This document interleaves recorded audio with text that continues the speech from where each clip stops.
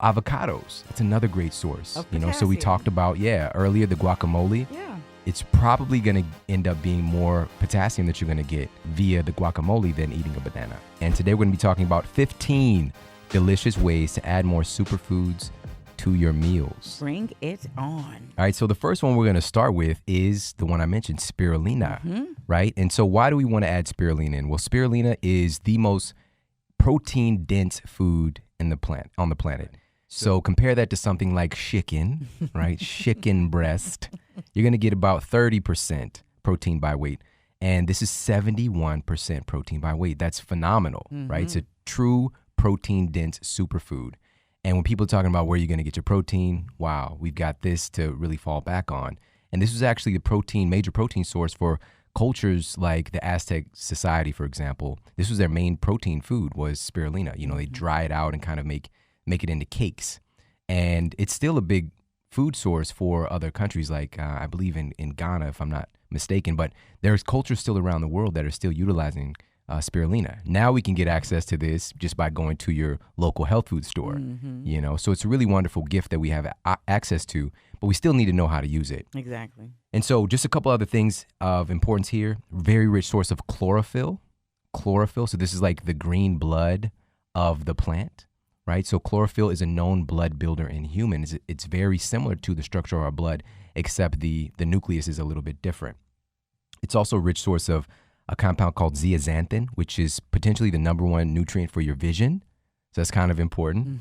It's also rich in this compound called phycocyanin, right? Phycocyanin. You might not have heard that before because it's very rare. And this is, apparently it comes from a very ancient time when the earth itself was more blue than green, right? So it's this interesting blue pigment. So this is known as a blue-green algae, right? It's a blue pigment that's found in spirulina. And this compound has actually been found to stimulate the production of stem cells. Whoa. Right? And stem cells basically become anything you need. Right. So that's how powerful that is. Also, rich source of magnesium. Anything that's deep green, you're going to probably find some good source of magnesium, which is responsible for over 300 biochemical processes in the body. So when people hear that, and they probably heard that before, what does that mean? Basically, your body can't do 300 things that it needs to do if magnesium's not present. Wow. That's how important it is. And it's also the number one mineral deficiency in our country. So that means our mechanisms are shut down. Yeah, we're not functioning Exactly. into our greatest potential here. Exactly, and it's kind of sad. Yeah. You know, but once you get your hands on stuff like this, you can change the game. Nice. All right, so how do we use this bad boy? Thank you. All right, one of the favorite ways, and I'm just gonna share one, maybe two ways to use these different foods, but one of the favorite ways that we found to incorporate spirulina, we actually just had this last night. It was taco night. It was Taco Tuesday, we'll call it, right? And so we've got all this amazing fresh food, fresh vegetables, but it's like how we're going to get the spirulina in. So we mix it into the guacamole, right? Nice. And we talked about the ancient kind of Mexican civilizations. They were adding spirulina in to more savory dishes as well. Yeah. You know, so it has a natural affinity towards that guacamole. It actually tastes really, really phenomenal. Nice. And by the way, just start with a little bit. Okay, I was you gonna know, say. you don't put a tablespoon. So just say we've got 2 avocados worth of guacamole. Put a half a teaspoon of spirulina in there to start. And just so you know, because it can make it a deeper dark green, just so your brain knows that, oh, wow, this actually tastes really good before you try and up it. Right. So that's one of the many ways that we can utilize spirulina is via guacamole. And I love guacamole. So you mentioned 2 tablespoons would not be the way to start out there. But if this is so protein dense and we know that we need a daily allowance of protein, how do we make, or do we even look at spirulina as supplying that for our day? Wow, that's such a great question. Thank you. And this is more so, especially if individuals are trying a vegan or vegetarian protocol, protein is definitely going to be a little bit more of a concern. So you can lean on spirulina for that purpose, but honestly, you've got to take quite a bit because it's 71% protein by weight, but the weight is very small. It's light. You know, so you've got to get probably several tablespoons in a day, which is not easy because it's still an algae. You know, it might taste great in guacamole, but trying to throw it in on everything every day, it can probably be a little bit tedious. You know, so I look at it more so of just an insurance policy. Got it. Right. Just keep adding in where you can. Yeah. I love that. Upgrade. All right. So that's number one, guys. Guacamole. Spirulina added to your guacamole. That's one way to get that amazing superfood in. And by the way, this is why I'm talking about this utilizing these things more of a food rather than taking a capsule, right? Which you can do, but I really feel that part of the nutrient process, the nutrition process, the healing process is having that food get exposed to your palate, so your body can actually interact with that food before it just kind of opens up a capsule and kind of opens up and explodes in your belly. Yeah. There's no affinity, there's no relationship that's been created with that food. Or a full experience. Yeah. And so even just, and to get into the more scientific aspect, we look at what's going on with your saliva. And we've talked about this multiple times on the show. Your DNA, your genetic information is in your saliva. So when you're chewing your food and just taking the time to actually get to know that food, it's getting to know you before it gets into your gastrointestinal tract. Much likely gonna dramatically decrease the instance of like an autoimmune response, because that food is not you. It's not you. Whatever food you're putting in your mouth, whether it's a donut or a steak, it's not you. So it starts to become more of you when you encode it with your genetic information. So I hope that makes sense for everybody. It does. It welcomes the new component to my body with a friend. Basically, hey, I brought along. Hello. Is it me? I brought along some spirulina. I wanted everybody to meet you. Hey, come on in. So let's move on to number 2 on our list of the 15 delicious ways to add more superfoods to your meals. Number 2 is turmeric. Turmeric, this is one of my favorite things ever. Very, very powerful antioxidant food here. And it's right in your cabinet, or it should be in your cabinet. But we're probably not using it as much and as often as we need to, because we tend to think of turmeric equals curry. That's it. So if we're not getting our curry on, we're not getting the turmeric in. So let me give you a fun, delicious way to add in more turmeric. And so actually first, let me share why it's important. Number 1, I already mentioned, it's a very powerful antioxidant. And that color, if you've ever noticed or touched it, it will stain your fingers. It's very powerful. These pigments in there, that color is an indication of the antioxidant content. And there's not very many kind of deep orangish yellow colors like that in nature. Thus, your shirt as well today. It's curry. I'm a turmeric. You're curry. So curcumin is the main kind of phytonutrient that people are talking about, and actually taking concentrates of turmeric via this curcumin, right, to get these benefits, because curcumin has very, very powerful anti-inflammatory capacity.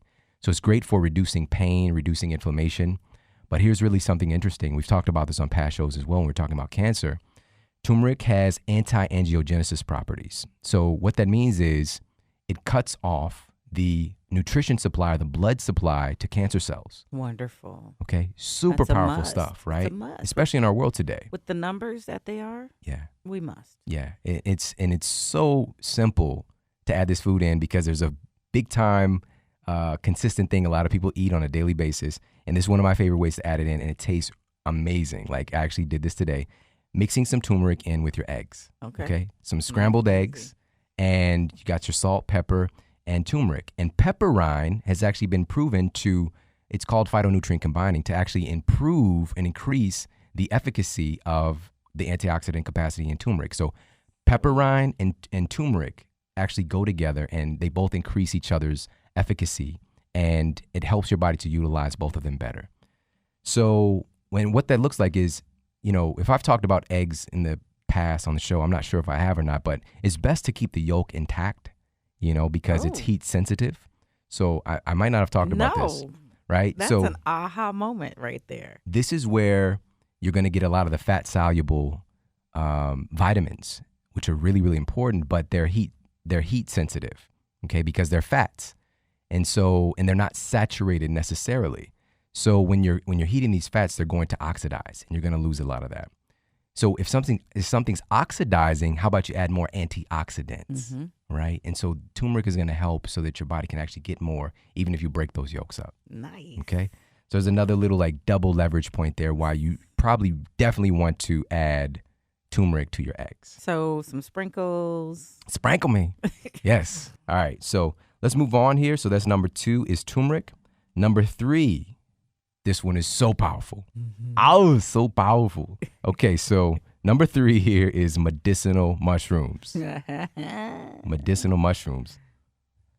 And there's 3 that really have an affinity with me. I mean, there's so many, but cordyceps, chaga, reishi. In my opinion, Yes. those are the three most powerful of the medicinal mushrooms. There's also maitake, shiitake, lion's mane, on and on and on. We can talk about so many different ones and the different qualities that they have. But I found across the board, these are the three most powerful and important medicinal mushrooms that we could be adding in to our nutrition protocol on a daily basis, if not just frequently, you know. So here's why medicinal mushrooms are important. Polysaccharides. Okay, so polysaccharides, what are polysaccharides? Essentially, they help to increase the communication between the cells in your body. Okay, polysaccharides are information, their communication, their data transfer. This is so important. So polysaccharides, also immunomodulators. So this can actually help to bring your immune system up if it's too low, and also help to calm the immune system and bring it down if it's too high. So it's not like a drug that's going to push stuff one way. Okay, so immunomodulators, also NK cell stimulation, so your natural killer cells. This is basically training your white blood cells, your immune system cells, to be able to take out any type of nefarious substance that you might come in contact with. So your body basically has to get trained every time it gets exposed to something so that it can take it out, and so that it also defends you from it if you ever get exposed again. Your body is really evolved to be able to sense a problem it's been exposed to before and immediately not have an impact. That's awesome. Right? This is why you don't get chicken pox 4 times, for example. I'm grateful for that. All right. So, for example, reishi, upwards of 300% increase in your NK cell activity. Around the same thing for chaga. Cordyceps is going to be around 120% NK cell activity. But the reason I put cordyceps on the list, and I've talked about this many times, you know, that's my pre-workout supplement, because it increases the oxygenation of your cells and also improves your insulin sensitivity as well. So it's really great as an adjunct to your athletic program, you know, to your training. It's really great for that. But that's a formula. So with onnit.com /model, you get access to the Shroom Tech Sport. And that's a formula. Whereas if I'm just getting the whole cordyceps and I'm going to tell you guys how I use it, I'll get that from Perfect Supplements. So it's perfectsupplements.com /model health. And you can get your hands on some cordyceps by itself there. And so cordyceps, what I'll do with this is generally I'm going to add my medicinal mushrooms to a tea. I'm going to make myself a hot tea. And this is really simple. And again, I'll share my recipe. But basically, I get my hot water, my high quality spring water, which you've done an episode talking all about the water. Water We'll put that in the masterclass. show notes. Yes. You've got to listen to that episode. All right, so get my water together and I'll get my tea. So it might be, let's see, yerba mate is my most recent, rooibos tea, pau de arco, chuchu hawasi. You know, there's so many different ones. Cat's claw. There's so many different teas that you can play around with depending on what your goal is. A favorite of mine right now is Gynostema tea. I've heard that. And so I'll brew my tea, and then in the blender, I'm going to throw in my fats, which we'll talk about in a little bit. I'll open up the capsules of my medicinal mushrooms. Usually it's cordyceps right now, and maybe a few drops of some kind of English toffee stevia or chocolate stevia or something like that. And then I'll pour my hot tea in there and blend it up, and I've got my amazing kind of elixir, super easy elixir. Yes. And so that's a really great way to add in the medicinal mushrooms in a way that you're actually getting that palate sensation. It's interacting with you before it just opens up a capsule in your belly. Right. Right. So some of the teas have a temperature limit or threshold about how to not diminish their efficacy. Do mushrooms also have that? And do I need to be concerned about my water level? I mean, my water temperature. That's such a great question. I mean, phenomenal question. So the best extracts of these mushrooms are going to be a dual extract, where they're extracting via hot water and also via alcohol, because there's different qualities or properties that are going to get pulled out by each method. So there's triterpenes, which are kind of talking about some immune system stuff, some hormone stuff. Then there's like the beta glucans, which are talking about like the antioxidant capacities and qualities we've been kind of discussing. So now, just to answer your question though, because I don't want to we could talk a whole show about that, but just to answer your question, the higher the heat, generally the better, because you've really got to break down that mushroom complex, right? It has this very tough structure, you know, where you can't just go and pick up a chaga mushroom and start gnawing on it. You've really got to cook it down. You've really got to cook the chaga down, for example, you know. So you definitely don't have to worry about the heat with that. But then yerba mate says don't go over 160. Yeah, the tea, though, that can be a different story.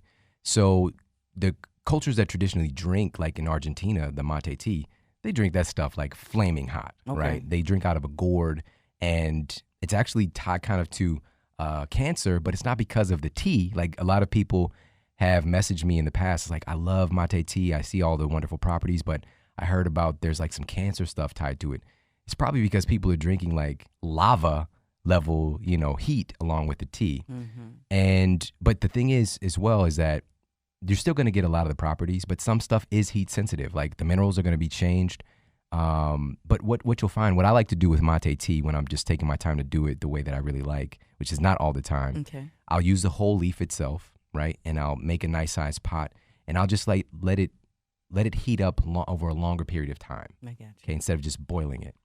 And so then I'll let it cool down. And when you do that, it turns into this deep, dark green color. It's like you see the chlorophyll content in there. It's phenomenal, right? And then I'll just bottle that up to make some cold elixirs, a cold tea, or I'll just heat it up as I want to make my hot tea drink. With the mushrooms in it. Yes. Nice. Okay. You got it. Okay. So that's a great the best question. of both worlds. Yep. And one more thing I want to say about the medicinal mushrooms is the nucleic acids. So this is actually DNA and RNA in these compounds, right? DNA and RNA, genetic information, right? So powerful. You're not going to find that in Twizzlers, right? You're not going to find that in Skittles, in cupcakes. You're not going to get DNA and RNA, but you will get that in these medicinal mushrooms. Are they Truly compatible? Powerful. Twizzlers and medicinal mushrooms? No. I know what we you're saying. We don't do Twizzlers, man. Cordyceps, chaga, and reishi in concert do I need to rotate those like some of the other things you've talked about? Yeah, it's really, it depends on your goals, and it depends on your finances too. Like there are a lot of people out there with a whole cabinet, maybe 3 full of supplements. And I know who you are. I know who you are. I definitely have that cabinet myself, but there are very few things that I actually use as far as supplements that are in a capsule. I use a lot more whole foods. And again, just kind of sharing how I tie this stuff in on a frequent basis. And so how we're talking about here in Chinese medicine, right? Ancient Chinese medicine, 5,000 years of documented history with cordyceps, especially reishi as well. Reishi is like in the top 3 in their medicinal system, right? On that, yeah. And what they do historically is they use formulas. Okay, so it's not just one thing. You're generally tying this stuff together in a formula. So absolutely combining the medicinal mushrooms together with some of this other stuff that we're talking about is really the way to go. Sure. Sounds like a great harmonious formula for our bodies. And daily is fine? Yes, absolutely. Sweet. So these are known as tonics, right? So these are things that you can use on a daily basis, and they're just going to get better for you, especially reishi and cordyceps. Okay. Especially reishi and cordyceps. Okay, so let's move on here. So that's number 3. So we're going to take our medicinal mushrooms and we're going to use them to make teas. All right. Number 4 on our list of 15 delicious ways to add more superfoods to your meals. So number 4 on our list of 15 delicious ways to add more superfoods to your meals is dulse. We're going to talk about how to add in more dulce. We call it dulce. Dulce to your meals. So what is dulce? Dulce is a sea veggie, right? It's a sea vegetable. And this is so valuable because it's a true wild food. There's very few wild foods that we're getting into our diets today. And so this is going to have a lot of the kind of like ancient information that our genes are looking for found in this food. One of the important things that it has is iodine, which directly impacts your thyroid function and metabolism. Iodine is critical for that. This is why long ago, once upon a time, they started adding iodine to salt, right? Because they started to notice the population was becoming deficient in this particular compound, and it was causing health challenges like goiters, for example, like these big swollen neck thing that starts to happen, right? So there's like, oh, we'll just add it to salt.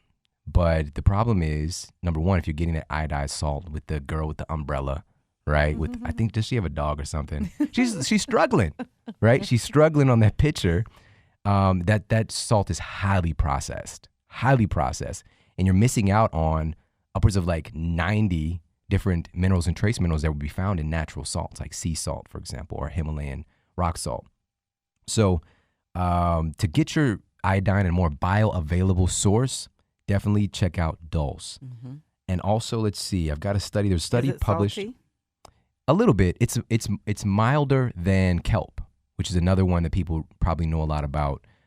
Kelp is a little bit higher in iodine, but the reason I chose dulse and that I use it more frequently is something I'm going to share with you in just a moment, which is, so there's a study published in Food and Chemical Toxicology that showed that dulse is an excellent antioxidant, and it has proven, it's clinically proven to have free radical scavenging activity.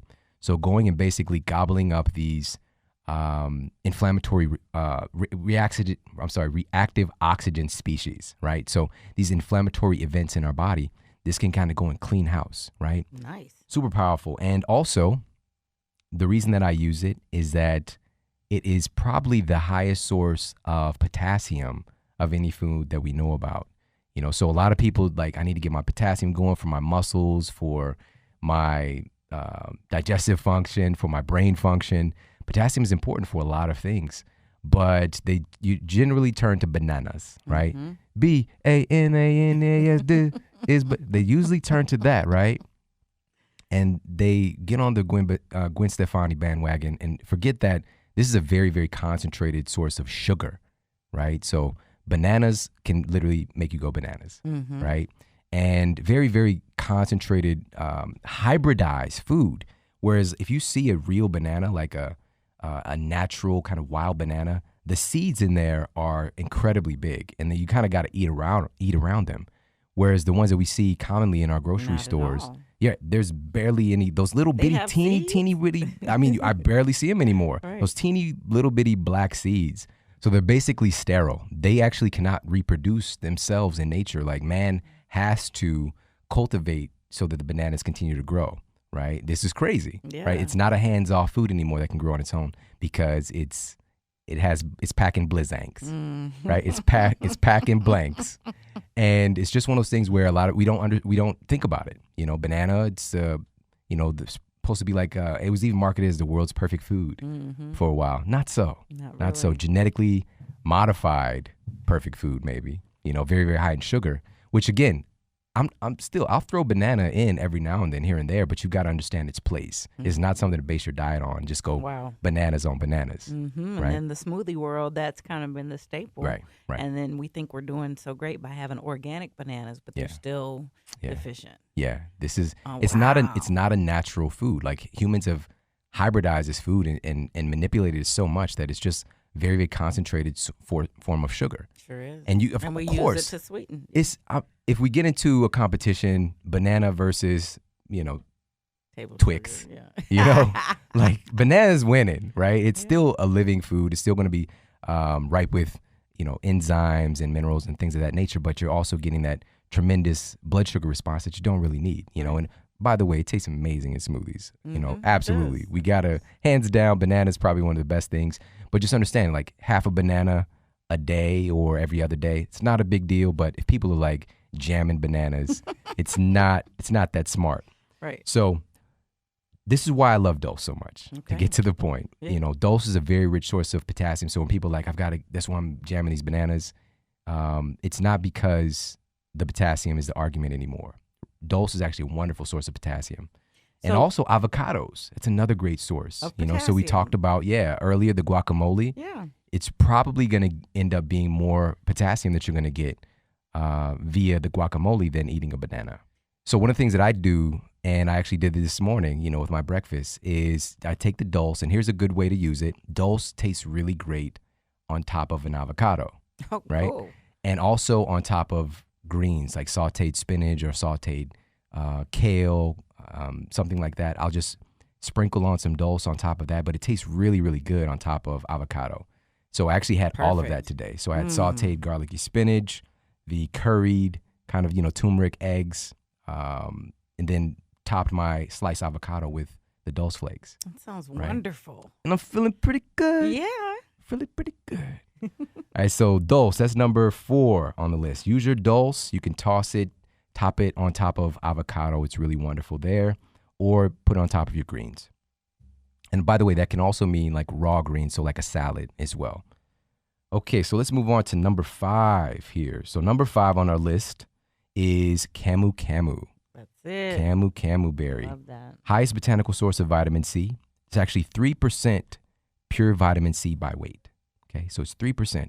And to give you a comparison, that's about 30 to 60 times more vitamin C than in oranges. Easy. Crazy. Cray. That's cray. I remember looking on the package to the nutritional content, and it was off the charts, like 1,000% of your daily allowance. 1,000? Yeah. And so then I look and I'm like, how much? Man, how much do you have to take? And that's like a quarter teaspoon. Right. That's pretty potent. Very, very, very concentrated. And again, this is from a real food source instead of synthetic vitamin C. That's amazing. Right. So because it's like that, it's going to come packing other things. Like it's also high in potassium, flavonoids, and other antioxidants as well. So it's a real whole food. And how I like to add in the camu camu in a pretty regular basis, I'll make a lemonade with it. Really? Yeah. Tell me more. So we're just going to squeeze, fresh squeeze a couple of lemons, get your high quality spring water. I'm going to add a little bit of camu camu. Sometimes I'll add some MSM because they have a really wonderful synergy. The sulfur and vitamin C can actually help to regenerate tissues. A little pinch of sea salt. And by the way, the MSM is optional because that can throw off the taste. You really got to know how to play with that. But I'll put that into the recipes for you guys. Cool. But then I'll add a little bit of natural sweetener. So it might be some raw honey, or generally it's going to be some stevia, like a lemon flavored stevia. And so, just shake that up and there you go. It's pretty simple. Beautiful. But the salt is really important. It helps to bring the flavors together. Yeah. Well, I've got a tip then too, because when you make this, the camu camu doesn't dissolve easily. So if you put your powders together, your camu camu and your salt or MSM, I'd swirl those around your dry ingredients first and then add the liquid. And that makes it blend very easily. So true. That's so true. And why doesn't it mix together is the question. And no, I didn't ask. Right. No. Oh my God. No, this is the thing. This isn't working. It's supposed to be, vitamin C is water soluble, right? And it's supposed to be such a high vitamin C food, but it's only still 3% of its actual weight of this fruit. So there's a lot of like oil still in this food, right? So it's got some of these essential fats in there too, right? In a fruit, right? So it makes it kind of difficult for it to mix with water very well. It's not like Kool-Aid, right? Or Tang. Do they still have Tang? I would wonder. Do you remember the commercials? It creeped me out as a kid with the big lips. Oh, gosh. Just some big talking lips. Woo, scared me. Okay. All right, so let's move on. So that is number 5. Number 6 on our list of 15 delicious ways to add more superfoods to your meals. Number 6 is cacao. Cacao. How are we going to add in more chocolate? Cacao, how you like me now? So cacao is raw chocolate, right? And everybody's got the memo on this. I did a TED talk about this. Sure did. It was TEDx Sin City, like 2009 or 2010. Wonderful. So before it was like everywhere, I did this presentation. It was just a really, really great experience and talking about the history of this food. And more so, I added in, because it's what I do, is really talking about the nutritional benefits and why it's such a great food to turn to in the first place. So I'm just going to share a couple of things with you. Then I'm going to share maybe an unorthodox way to get this into your diet. And so number 1, we've talked about magnesium. This might be the highest magnesium food on the planet. This is why people tend to turn to chocolate in times of stress. Right? It's an anti-stress mineral, right? Yeah. We sure do. Wow. I know. You know who I'm talking to. So magnesium, that's pretty awesome there. So that might be a little fun fact people didn't know, but it's also extremely rich in vitamin C, very high vitamin C food. And I'm not talking about the raw chocolate powder, but the whole cacao bean, right? So it's going to be a pretty good source of vitamin C, extremely rich source of antioxidants. It's one of the top 3 things you're going to find on the planet as far as antioxidants. So, and it's going to be right behind chaga. Chaga is number 1, right? So cacao is extremely high in antioxidants. Now let's talk a little bit about the hormones that we're going to have access to by eating this food. So this food actually has these hormone precursors and also end products, essentially. So number 1 is phenethylamines. So phenethylamines, so this is PEA, right? PEA. This is known as the love chemical, right? And when you're in love, you actually have a lot more PEA moving through your body. This gives you that in loveness, and you're just very excited and happy, and the birds chirping, all that good stuff. This is a big part of it, is that chemical that you're releasing within yourself, Right. right? But it's also found in chocolate. So they didn't make me fall in love. They didn't sprinkle magic pixie dust on you. It's something that happens within you, you know. You're gonna put Cupid out of work. So also serotonin. You're actually gonna get serotonin, which is a feel-good hormone. Dopamine, you're gonna find in chocolate as well, and this boosts motivation and pleasure. And lastly, I'll share it has MAO inhibitors. Okay, MAO inhibitors, and basically that helps to prevent the reuptake of the serotonin and dopamine. So basically, the feeling good lasts a little bit longer. Nice. Okay, so there's some little benefits about cacao. Now let's talk about how to use this a little bit unorthodox way, you know, because generally a lot of people know about throwing it into smoothies. Absolutely. Making chocolates with it. Making pudding with it. What about a more savory way? And again, a way that's indigenously used. This food was used by the Aztecs and the Mayans. This was their form of currency, but they weren't making chocolate shakes. You know, they weren't making chocolate smoothies. They were making it spicy, right? Really? So here's a way to do it. Fiesta mole. So actually making a mole chili. Okay. So adding cacao to your chili recipe. It is phenomenal. Serious? Phenomenal. And so I'll put my recipe for you guys. And so this is another way. It has a natural, if people have had like spicy chocolates that have like peppers in there or kind of spicy spices. I like myself to introduce myself. So, but the spicier type of compounds in there, it can really taste amazing, you know, and chocolate just has a natural, but some people have never done that. I have like never chocolate done goes that. with mint very well. Exactly. For example, there's certain things that chocolate just really goes well with. Until you've tried chocolate with spicy, you haven't tried chocolate. Well, then I need to get there. So let's move on. Number 7. Number 7 is hemp seeds. How can we add in more hemp seeds? Everywhere, all the time. Yes. So hemp seeds are complete protein. It's a complete protein in a seed. That is extremely rare.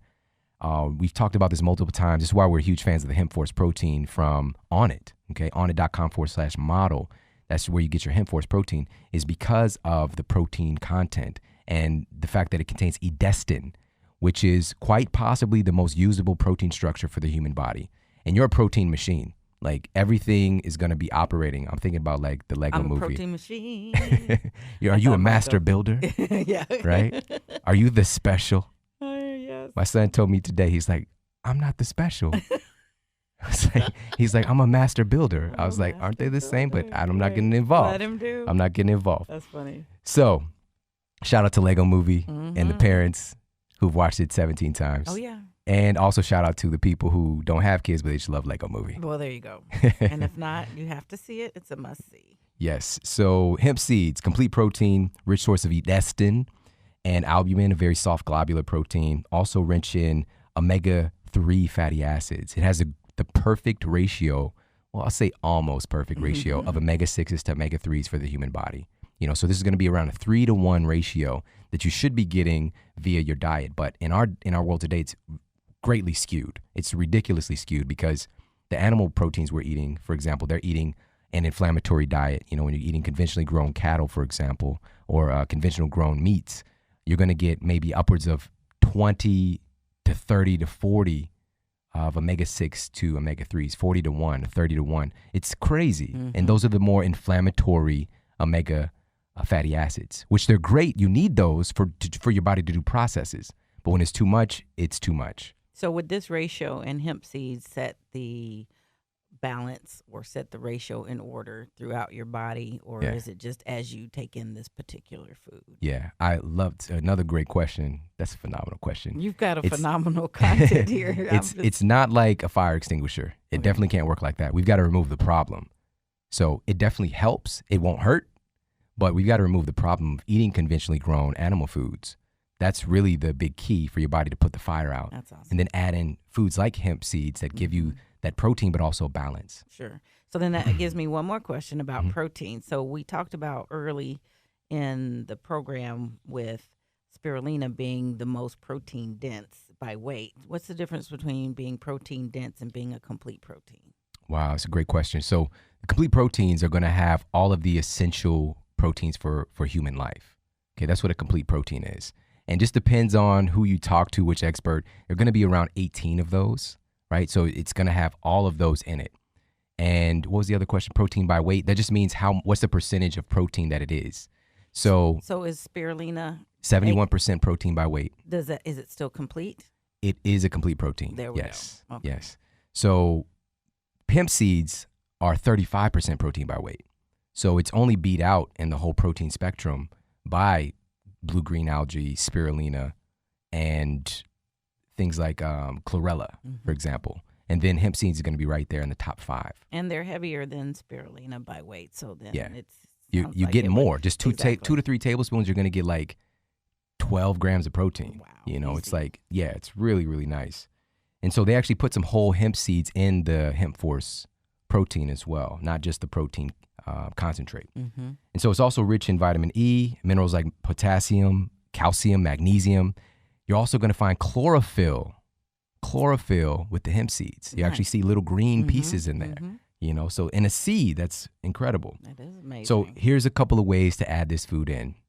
Simple, super easy way. A lot of people have probably done this is to throw it on your salads, to top it on salads. That's great. Really good way. Here's a better way. Dessert, right? So this is a good place to go with your dessert. And we've got this recipe. It's called Cashew Butter Planets. So we make these little cashew butter balls, and I just didn't want to call it cashew butter balls. I wanted to call it something else, so I call it cashew butter planets. Well, there you go. And so you actually you put these together. You basically are molding them together like you're making kind of cookie dough, balling up, and you put them in the freezer. And it's amazing ice cream texture and taste. And it has hemp seeds in there, the cashew butter, some great sweeteners, and some other superfoods go in there. They are phenomenal, and my kids love them. Right. And if you call them planets, I know they're sold. Yeah, and so they'll go and reach for those before any type of like weird bomb pop, whatever people are. Do you remember that? Do you remember my mom used to get these like 200 box of popsicles. Like, what is those, ices?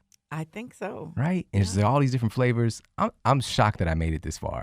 Right. All that red dye number 30. Oh, my goodness. And that secret of the ooze green. Oh, my it's goodness. amazing, but yes. That's what summer is, sometimes. Is. So cashew butter planets, that's a great way to add these in. All right, so just mix them into some of your dessert dishes is what I'm trying to say by that. Even if you don't get the recipes, just start adding it in, mixing it into, even if you're making some gluten-free cookies, no-bake cookies, or brownies or something like that. Nice. Really easy to add these in a dessert. So that's number 7 on our list of the top 15 delicious ways to add more superfoods to your meals. Now we're going to move on to number 8. Number 8 is how to add in more aloe vera. Ooh, aloe vera. And I'm not talking about the store-bought aloe vera juice or gel or anything like that. I'm talking about the real whole food.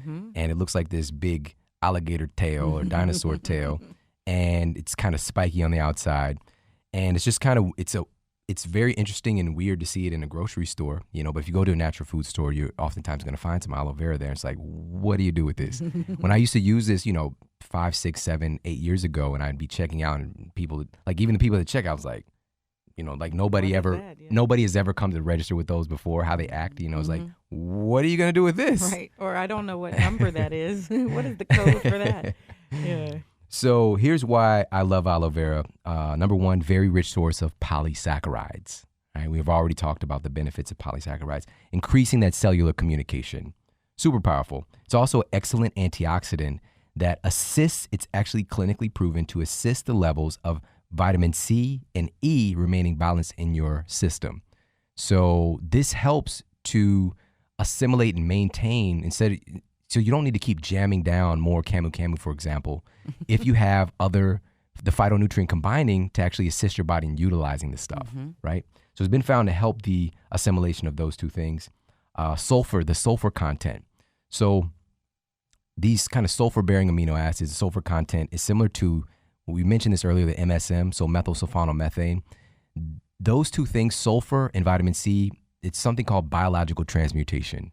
And what that means is basically your body's taking these compounds and making new tissues with them. All right, so these are like the seeds for your body to create new cartilage, for example. Sweet. So really, really powerful stuff. But again, if you're not getting this via your diet, how is your body going to rebuild you? It's going to be doing the best it can. But when you provide this stuff, some really interesting things can happen. So you say cartilage, and I remember reading on the package for the MSM, how it supports joint health.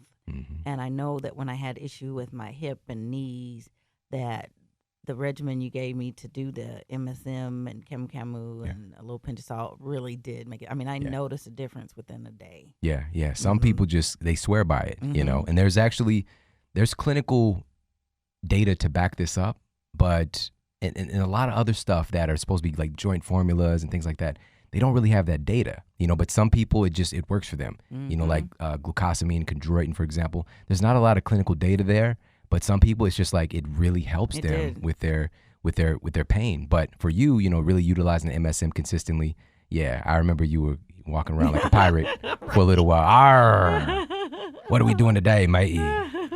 But yeah, so let's move on and talk about how do you actually use this bad boy. Oh, by the way, it also has been shown to assist in glutathione production. So what does that mean? Glutathione is probably like the master antioxidant of the human body, probably the most important one because it does so much. And we could do a whole show even talking about glutathione, but you definitely want, and this is something you can't necessarily take exogenously. It's something your body produces far more of it than you can take via a supplement. So this encourages your body to produce more. Okay, this master antioxidant basically makes all the other antioxidants work better. So how do you get that stuff out of there? All right, so what you're going to do is you're actually going to fillet out a piece, kind of like you're filleting a fish. And so you're going to, you know, put it down on a cutting board, cut off maybe a 2 by 2 inch piece, we'll say. And you're going to try to not get any of the green part, because right there by the green part, there's a material that's a very strong laxative. Okay, so you got to be careful with that. So get a little bit into the gel, and you're going to take that gel and you can throw it into a smoothie. This is a great way to get this into your body. Nice and easy. And is so that slime okay? That slime is not the laxative, because no, I like the slime. It's that fun. is healing. Like anything that has that gelatinous feel. Yes. With the doctrine of signatures, right? With nature telling you what it can do, what it's good for. First of all, it kind of looks like when you fillet off that piece, it looks like the cushion that should be between the vertebrae and your back, your disc, right? Yes. Or also, maybe some of the juicy stuff, the cushioning that you should have in your knee, for example. Like it has that kind of gelatinous, kind of soft, bouncy feel to it, but also very healing for the gastrointestinal tract. Very nice. So it's great for conditions like ulcers and things like that. So, and again, I'll share my recipe that I use for a drink, because aloe vera, essentially this kind of translates to very aloe bitter. Very bitter. Yes, it can be. Okay, and you've heard this before, the bitter, the better, right? This is a medicine, bitters, right? It's medicine. And that's telling you the polysaccharides. So many sugars is what polysaccharides mean. And many sugars doesn't sound good. It's like many sugars, that sounds like banana. It's different. It's shorter chain polysaccharides, very sweet. The longer the chain gets, the more bitter it gets, the more medicinal it gets. There we go. Okay, so throwing this into your shake and blending it up nicely especially with chocolate, has a great affinity with chocolate and the right sweetener. It's going to be good stuff. Or also, I've also many times added to my lemonade. So I actually go and blend it into the lemonade I talked about earlier, put a little bit more sweetener, right? And I'll actually strain it. So I'll just pour it through a mesh strainer, and I'll go ahead and have that. Because some of the gel, but sometimes I don't do that. It just depends on your kind of taste sensation or your mouthfeel that you enjoy. So then I've seen packages that have aloe vera pulp, and I guess that's that just kind of chopped up inside of it. I've never seen that before. You never had that? No. Okay, so then I'm coming up with new stuff. But do you include the pulp of your lemon in your lemon juice, in your lemonade? The pulp of the lemon? Yeah, if possible. If any pulp sneaks in there, absolutely. But I'm generally just going to, just use a hand juicer. Got it. So, which some of the pulp does get in there. I would like the pulp to be in there, so you could. And by the way, this is another way, if you're using the blender, you just kind of, peel the skin off and then throw it in the blender. No, look at there. So, all right, let's move on. So that is number 8. We're moving on to number 9 on our list of 15 delicious ways to add more superfoods to your meals. Number 9 is, how do we add in more walnuts, almonds, and cashews? Okay. Yes, sir. The nuts. All right. So walnuts. Why? And this is, I'm leading with this one and talking about this one more than the others, because number 1, it has these plant sterols that are they have this interesting ability to kind of break up plaque, so like arterial plaque and also plaque in the brain. And the walnut, the doctrine of signatures, again, what does nature say about it? What kind of information does it give you? It looks like a brain.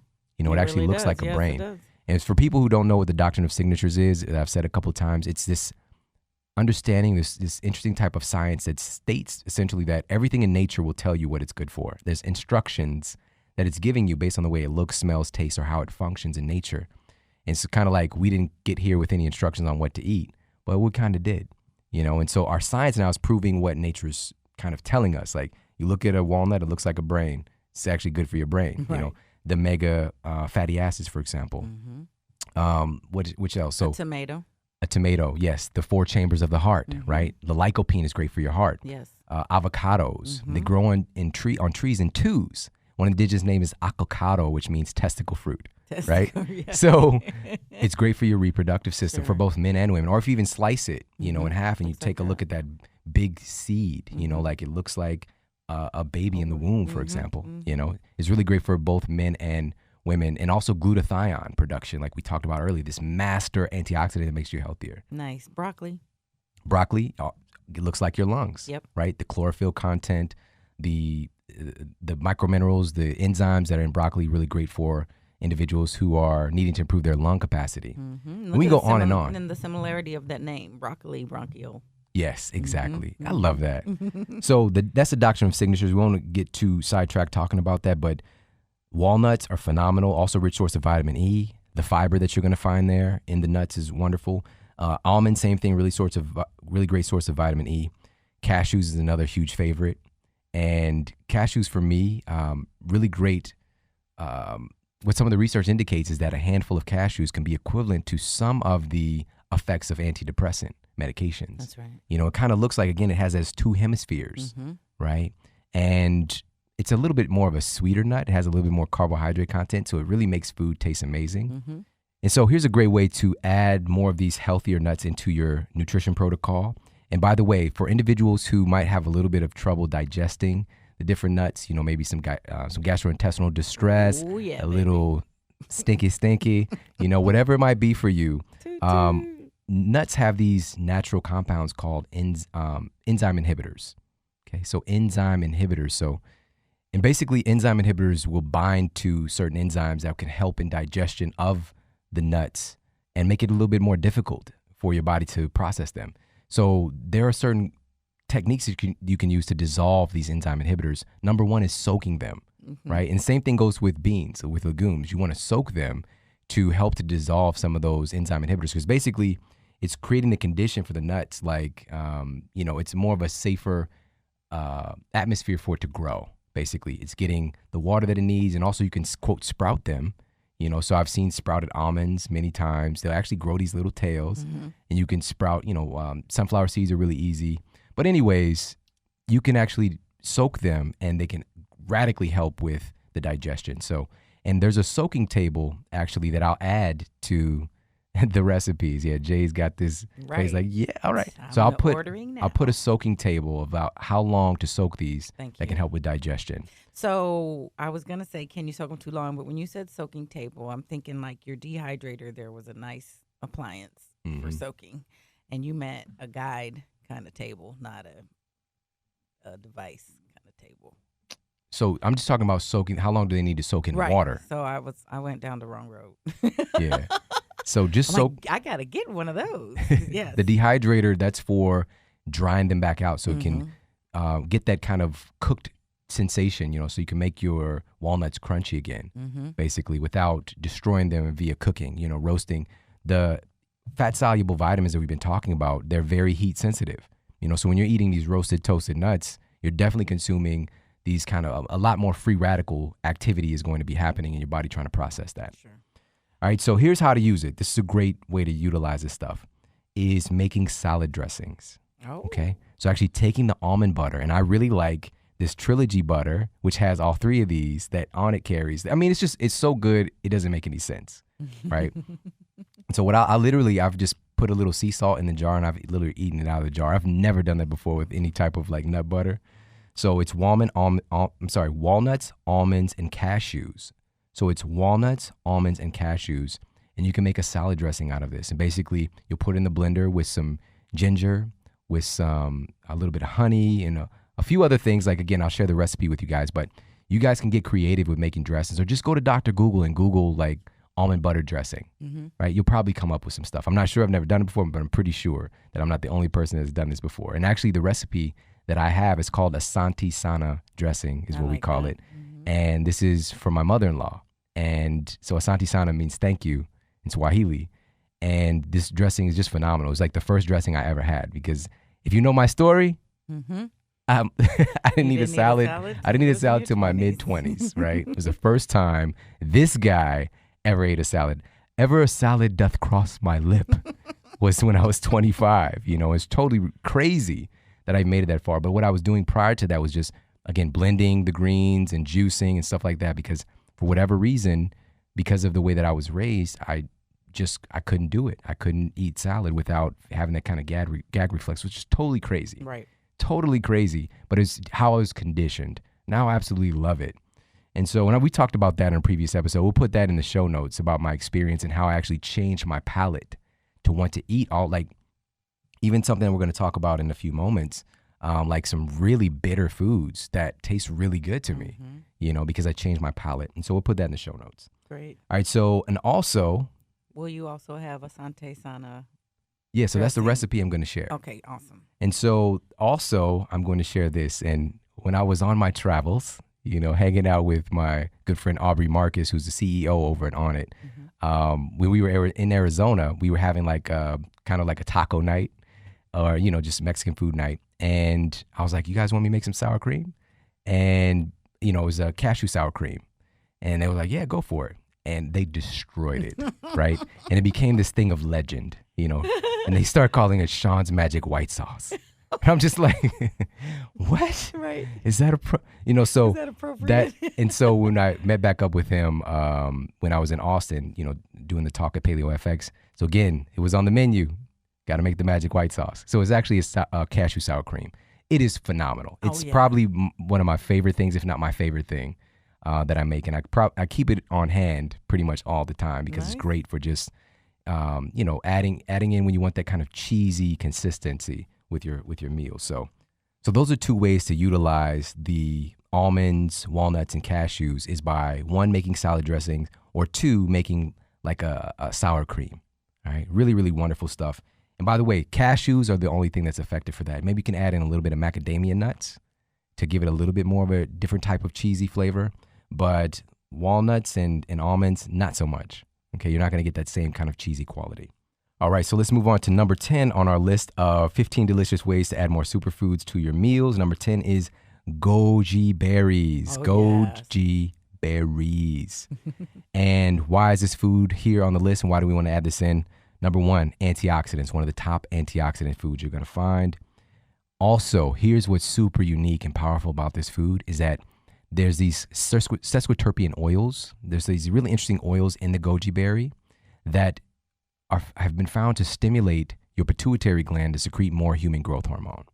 All right, so there's a food you can eat that can stimulate the production of human growth hormone, something you would normally need to do squats to get. This food can help to do this. And this is known as like one of these longevity kind of legendary foods of longevity and kind of immortality, if you will. You know, it's really interesting, all the stories that go along with this food. And that's one of the interesting things, because human growth hormone is known as the youth hormone.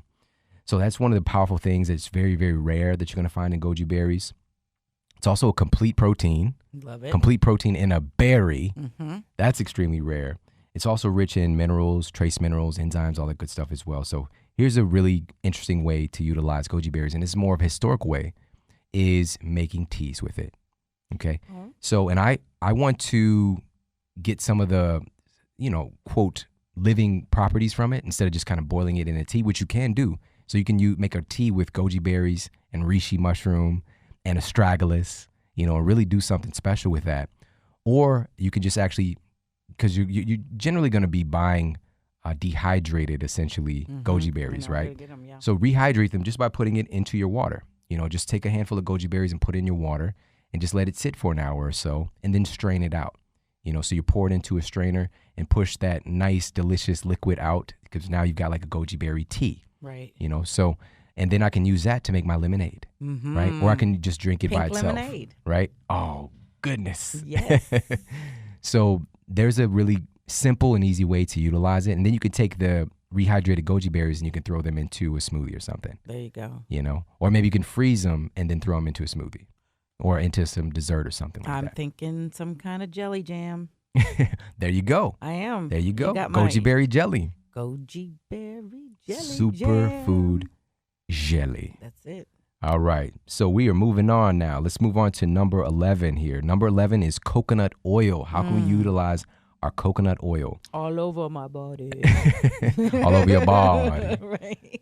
But it's coconut oil your body. All your body. All right. So coconut oil, why do we want this? It's antiviral, antibacterial, antifungal, antimicrobial. Basically keeps stuff out of you that should not be there. That's right. All right. The MCT fraction, so the medium chain triglycerides. This has been found to bypass much of the normal digestive process to feed your cells. Instant cell so food. yes, so your mitochondria is kind of going to be able to get this more usable form of energy, via the MCTs. And so you can also utilize MCT oil itself, and that's something I do frequently. I get that from On It as well, and I'll put MCT oil into my different drinks as well. So we're going to talk about the energy component, but also we cannot leave out the brain health component. So these saturated fats are very important for your brain is mostly fat. Yeah. Right? And saturated fat is really, really important for your brain and your nervous system function. So just the communication with the cells in your body, fats are critical here, especially the fats you're going to find in coconut oil. And research indicates that it can actually increase the body's ability to utilize omega-3s. Perfect. So we were talking earlier about how can we fix that issue. Coconut oil is a big part of that solution. Yeah. Okay, so I'd highly encourage people just generally take your omega-3 rich supplements or foods along with coconut oil. So here's how I use it. Again, we got to talk about desserts. We can't leave desserts out. Coconut oil is really great for making chocolates. Okay, and they're super easy recipes. You just basically make some freezer chocolate. So this isn't like chocolates that you're gonna be able to make and then carry out and keep at on the desk at work all day. No chocolate really sustains too much heat anyway. Yeah, I mean there's like chocolatiers out there who know how to make some fancy stuff. But so I'm gonna share with you guys a recipe that we use to make some really simple and easy chocolates that taste phenomenal. So that's one way to utilize the coconut oil. And we're going to come back around. Actually, I'm going to talk about coconut oil again in a moment here because it's a really important food. We generally are using it today, a lot of us, for cooking purposes. And that's great because of the high saturation. It's very stable. That's what you want to use. You want to use something that has higher saturation. So either coconut oil and or butter, grass-fed butter, ghee, clarified butter. So those are going to be safer to cook with because it's going to prevent a lot of the free radical activity that would normally be happening if you're cooking with, quote, vegetable oils, right? So here's a way that you can get it in more of a virgin state, right? So coconut oil, that's number 11, and use it to make chocolates. Use it to make desserts, especially stuff that goes in the freezer. Let's move on to number 12, and now we're going to circle back around to spirulina again. Okay, so here's another way to utilize spirulina on our 15 delicious ways to add more superfoods to your meals. Spirulina, I keep this actually on my desk in my office because anytime I'm having a salad, I'll sprinkle the spirulina in there. I put it in a shaker. Any and every time. So yeah, I mean, you can just put in water if you got the kahunas to do that, It tastes good to me. Right. For some people, it jives with them. For me, I want stuff to taste good, so I'll mix it into my salads and it tastes really great with my salads, especially if I have like more of a savory dressing or a little bit of sweet dressing, like a honey mustard dressing that's got some spice and sweet to it. And also I add cayenne along with that. And so just sprinkle it into your salads. And true story, I did mention this in the past on a past episode, but I was having a salad at Whole Foods and I brought my spirulina along and I mixed it in there and I was eating my salad and somebody walked by and they was like, "That's a beautiful salad." I was like, who says? First I was like, "Thank you so much," because I was just like, I know this is looking like some alien green stuff, right? Sure. And I was like, man, who says that? Who says it's a beautiful salad? Just walking by a random stranger, and it just because it looks so alive and just so much vitality. So it's an instant way to upgrade your salads, is add in a little spirulina. I love that, and that's tasty too. Then with your dulse, I would imagine, sprinkle on a salad as well. Absolutely. But it depends. The dulse, again, it's milder than kelp, but you got to find that right flavor sensation.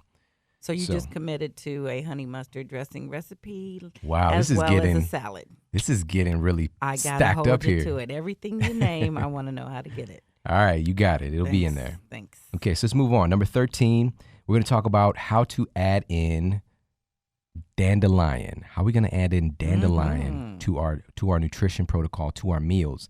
And dandelion is actually, it's another wild food. This is something that you can't stop it from growing. You know, like people set out, they wake up in the middle of the night like, these dandelions, they keep growing, they're messing up my yard. You know, it's a very vigorous food. And that's the kind of stuff that you want to eat, actually, stuff that's hard to kill, right? You are what you eat. So dandelion is a really, really wonderful food source. And here's a little bit of the nutrition information.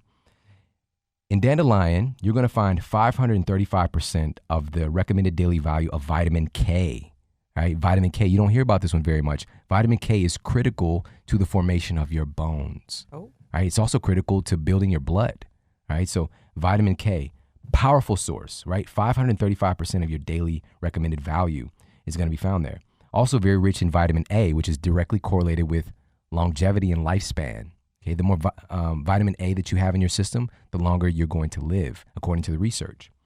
It also contains vitamin C, magnesium, calcium, copper, potassium. All this stuff is growing out in your backyard. Now, if you've been historically using like ChemLawn on your stuff, don't go back there and pick the dandelion, right? But if you haven't, you can actually go and gather some, quote, wild food from your backyard and add it into your food. And here's how you're going to do it. Two ways. I'm going to share 2 ways for this one. So number 1 is juicing it. Okay, so you can actually, and I have a recipe called lion juice, right? And so you're adding a little bit of something to sweeten it up in the juice recipe. So maybe you're doing something like the dandelion greens, half of an apple, sweet red apple, maybe a little bit of lemon, half of a lemon, which you could throw the whole lemon in there with the skin included, and some celery, for example, and, to give you more volume. And also celery has some great properties as well with the sodium, great cell salts and things like that. So really simple, easy recipe that you can make right there. Okay. Love it. So juicing it. Another way is taking a little bit and chopping it up a little bit smaller and adding it to your salad. So again, it's a little bit more bitter. But you can mask it pretty well in a nice salad, and also with the right dressing as well. So apparently I'm going to be sharing my honey mustard dressing that my wife makes. So yes. All right, so we are at the home stretch here. We've got 2 more, guys. So number 14 on our list of 15 delicious ways to add more superfoods to your meals. Number 14 is flax seeds. How can we add in more flax seeds?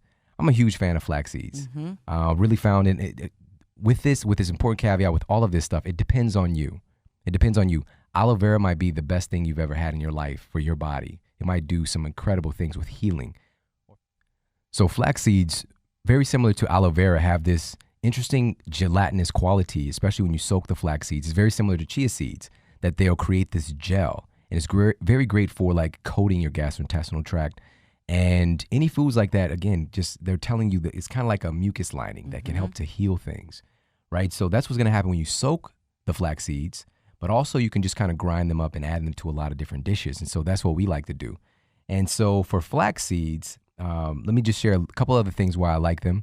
Number 1 is the fiber. Yeah, right? For sure. Great source of fiber. Again, for some people, it's the best thing ever. It helps to keep them regular. It helps everything to come out the way, like, spectacular. Like, I should get an award for this, And so it can really help a lot of people in that with the dietary fiber. Also the omega-3s.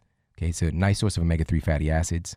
And it's not necessarily the most easily assimilated omega-3s for the human body, but they're in there. Okay, so also rich source of vitamin E. So these fat-soluble nutrients because of the fats that are going to be found in the flax seeds. And again, I've got to reiterate, the fiber can be really phenomenal for a lot of people. Absolutely. Now, how do we use these? How do we use these tiny little seeds? So what we like to do, we've actually got a coffee grinder that we'll use to grind up the flax seeds fresh. So here's a big word of caution. When you grind the flax seed, because there's products out there where you can buy the flax seeds already ground, once it gets out of its little shell, its protective coating, its protective shell, it starts to oxidize very quickly. because when it's exposed to air, oxidation is going to start to happen. That's why it's contained in its little bitty seed. So you want to buy them whole and grind them yourself. And then, after you grind them, you can, of course, you don't got to grind them fresh each time, but package them up and put them in the refrigerator. Okay, that's where they should be at. Mm-hmm. Okay, so we'll grind them up and we'll actually use them for baked goods. So back to the desserts, right? So actually, recently we had some gluten-free pancakes, some protein pancakes. So we actually used some protein powder in there. And so really great recipe, which I'm going to put into. Is that a hemp protein powder you're referring to? I'm going to put the recipe. Okay. All right, so everybody can get access to this. But you can just Google, gluten-free pancake recipe. There's tons of them out there. But I highly recommend adding a couple big tablespoons of flax seeds to that. And it can help for everything to kind of move as well. And also you'll find that you'll probably eat less because they're kind of filling. Yeah. Okay. So adding to baked goods. So not just that, also, there's like gluten-free muffins. People can make paleo muffins, paleo cookies. Just start adding flax seeds to it to give yourself a little bit more bang for your buck. Okay. So that's how we use the flax seeds. Let's move on. We're at our number 15 on our top 15 delicious ways to add more superfoods to your meals. And we're circling back around again to coconut oil. I truly think that this is one of the most valuable foods that we have access to today.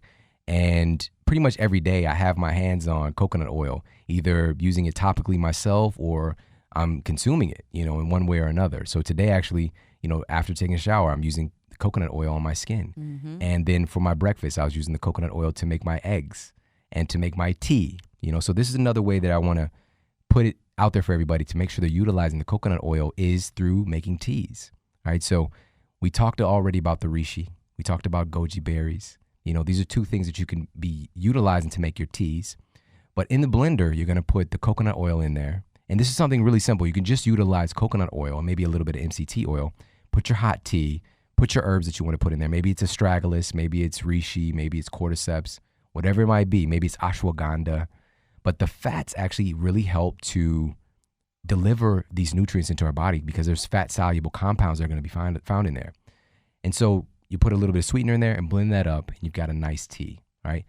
Here's another way to go about that is ghee. Mm-hmm. So using clarified butter, organic ghee, and the MCT oil instead of the coconut oil. Those two go together really nicely. And so the MCT oil is a fraction. It's a concentrate of the MCT fraction of the coconut oil. It's derived from coconut oil. Okay. So you can use the whole coconut oil, or it just depends on what you're going for, and also the mouth feel, that you're going to get. It's going to be a little bit better when you have the saturated fat from the ghee and then or grass-fed butter as well. A lot of people have access to that. I'm a big fan of ghee because you're going to be avoiding some of the protein compounds that could have snuck their way through in the grass-fed butter that could be an issue for people with autoimmune issues, for example.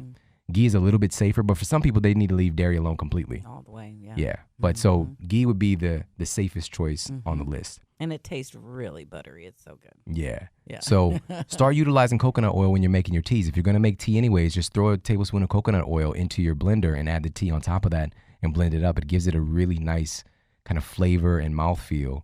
And also, again, you can do the really getting it to be a popular way of adding in some grass-fed butter or ghee and MCT oil or coconut oil. Okay, so not together. Grass. I wouldn't use all rich, three. Yeah. So maybe it's just a little bit of ghee and coconut oil. Then you got your herbs, then you got your sweetener. You blend that up, and you've got something really powerful that could potentially be even a meal replacement for breakfast for some people that can really satiate them if they operate well on fats, or just something kind of midday or in the afternoon. Have yourself a nice tea, but just take advantage of coconut oil. It's a really, really great health-giving food that we can be utilizing more frequently. I should say the same about you. You are a great health-giving food for us. Thank you. I don't even know what to say. I mean, I hope I'm delicious. Right. But thank you, Jay. She said honey boy, so. Yeah, well, look at that. Right. Look at that. Well, everybody, thank you. I hope that you've gotten a lot of value out of this.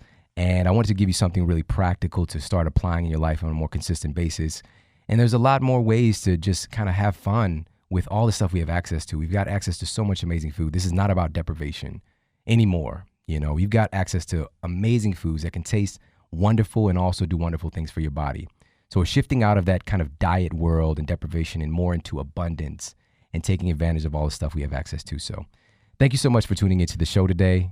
Have an amazing day, and I'll talk with you soon. Hey, if you like this video, make sure to check out this video right here to up-level your health today. And how many of us has breathed cigarette smoke coming out of a bar or a restaurant or a bus stop, and that cigarette smoke went into our lungs? And how come we didn't develop lung cancer ourselves, right? I mean, it's not like, oh yeah, the smoker's going to develop it, but how come we didn't? We breathed it.